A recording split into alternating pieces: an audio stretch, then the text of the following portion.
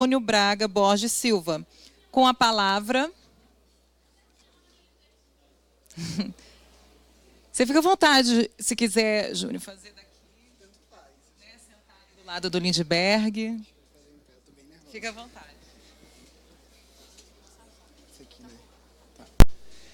Primeiramente, boa tarde a todos. Eu queria saudar, parabenizar a Câmara dos Deputados. Assim, é uma honra estar aqui hoje. Eu fui estagiário aqui, então eu me sinto de volta em casa, né?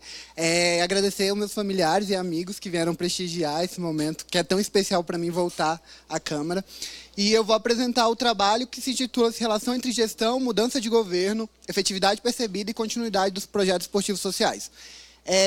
Eu fiz essa pequena estrutura da apresentação de como que está hoje para vocês entenderem. Eu vou primeiro falar da introdução, em que contexto esse trabalho se dá, o porquê desse trabalho. Depois disso eu vou falar dos referenciais teóricos utilizados, as variáveis do que eu estudei, qual foi o método de pesquisa utilizado, os resultados que eu encontrei, um pouco da discussão, as conclusões e os referenciais teóricos. Não vai dar tempo de falar tudo, mas eu acho que quem quiser depois pode olhar lá na Câmara e ver o artigo, que vai estar lá mais completo, tá? E esse trabalho, o porquê desse trabalho se dá por conta de Pedrinho. Pedrinho, ele é uma criança que vive em uma comunidade carente, em situação de vulnerabilidade social, onde a mãe dele, ele é filho de mãe solteira. Então, a mãe de Pedrinho, toda vez que vai trabalhar, ela sente muito medo, porque deixar Pedrinho sozinho em casa. E, às vezes, ela deixa com um vizinho ou com um amigo. Mas aí até que um dia, lá na cidade onde Pedrinho mora, na comunidade dele, apareceu um projeto quando ele começou a participar. Então a mãe dele se sentia mais segura em deixar o Pedrinho nesse projeto, junto com profissionais experientes. E ela não tinha mais essa preocupação dele se envolver com drogas ou com alguma coisa na comunidade dele onde mora que é perigoso. Só que depois de um tempo, esse projeto acaba. E Pedrinho, ele sonhava em ser talvez um Neymar ou um grande jogador. Ele se vê sem um projeto e a mãe dele novamente se vê com quem deixar Pedrinho. Então, tentando responder a dúvida de vários Pedrinhos, assim, o porquê que os projetos eles continuam e aí eles do nada eles acabam. Então, esse trabalho ele se dá dentro desse contexto. Então, a introdução. O Brasil, ele desde sua colonização, é marcado por um período de desigualdade e injustiça social que nos acompanham até os dias de hoje. E as políticas públicas, elas são uma forma de minimizar esses efeitos e elas estão presentes nos mais diversos segmentos, como educação, esporte, cultura e lazer. Os objetivos dessas políticas sociais é melhorar a qualidade de vida da população, contribuir para uma sociedade mais igualitária, ampliar o acesso de serviços para toda a comunidade. E qual é o problema? Essas políticas elas não têm uma continuidade. Hoje a gente vê uma redução das políticas públicas sociais. No meu caso, do meu estudo, foi no segundo tempo. A gente tem que saber quais são esses fatores que afetam as políticas públicas para que a gente possa, sim, ter políticas mais eficientes. Então, há vários estudos, quando você vai pesquisar na literatura, no meio acadêmico, falando sobre o impacto das políticas públicas sociais. E alguns autores ainda assim a continuidade e a descontinuidade delas como um problema. E aí, uma vez que esse impacto foi medido e comprovada a sua efetividade, o porquê não essas políticas não permanecem durante o tempo? Essa é a pergunta do meu trabalho.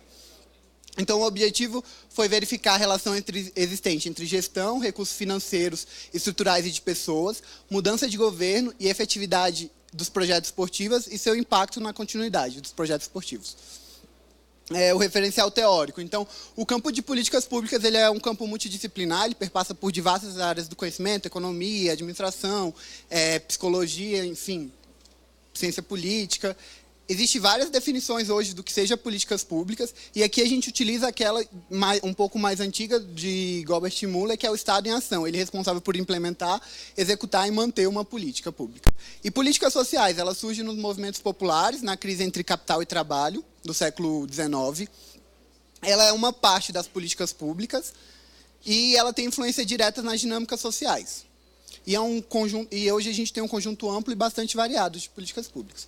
E aí, sobre o esporte e lazer, ele tem duas principais vertentes assim, na economia. Então, ele é responsável por movimentar cerca de $1 trilhão por ano. Tem tido um crescimento maior que o PIB. O governo brasileiro investiu cerca de 1,9 bilhões. E as pessoas veem no alto rendimento uma forma de se profissionalizar e se manter uma carreira, uma profissão. Parte daquele investimento do Brasil se deve aos megas eventos que a gente teve aqui, como a Copa do Mundo e as Olimpíadas. Na parte social, ele é responsável por gerar hábitos saudáveis nas pessoas que praticam. Além disso, ele melhora a saúde. Tem a parte social, como foi bem falado aqui também pela mesa. E ele rompe com essas fronteiras da desigualdade social.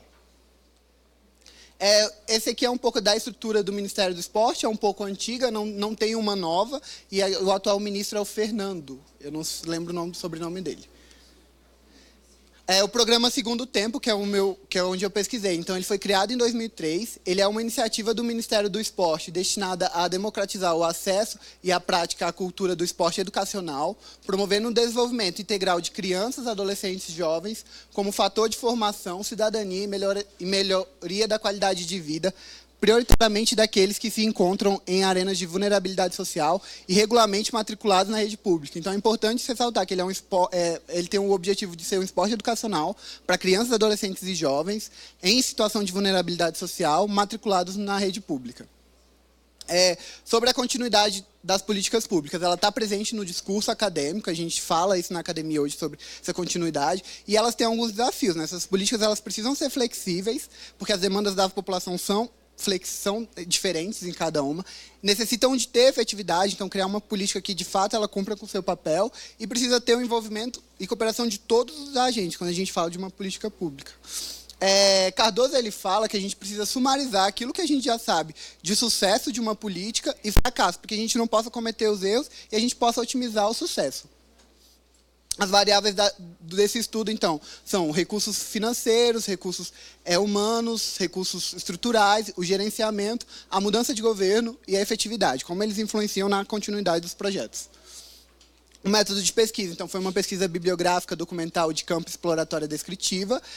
Ela tem uma abordagem quant e quali, quant nas entrevistas e quali na análise do programa. O objeto de estudo foi o Segundo Tempo, foi uma amostragem por conveniência. O instrumento de pesquisa, então, foi criado dois instrumentos de coleta de dados, sendo um para entidades que tinham o programa Segundo Tempo, e uma para o próprio Ministério do Esporte, contendo as variáveis desse estudo, gestão financeira, estruturais, mudança de governo e efetividade. Tinha 20 questões nesse questionário, sendo 17 questões de teor igual para o Ministério e para as entidades conveniadas, e 8 específicas para cada um. Os resultados. Então, segundo um dos entrevistados, o programa Segundo Tempo, é no âmbito social o principal programa do Ministério, tanto em renovação de recursos como em abrangência. Então, nesse discurso, a gente vê a importância que o Segundo Tempo tem para o próprio Ministério e para a sociedade. A gente consegue refletir isso através dos números do Segundo Tempo durante todo esse tempo de existência. Esses são um pouco dos resultados, quase 4 milhões de pessoas atendidas.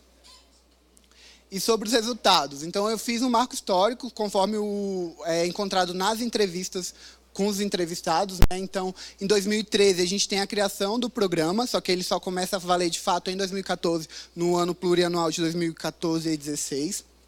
2017, ele sofre umas reformulações, mas ele volta esse foco no esporte educacional e o Ministério faz parcerias com universidades para estar avaliando os programas, então ele começa a trabalhar em conjunto com as universidades.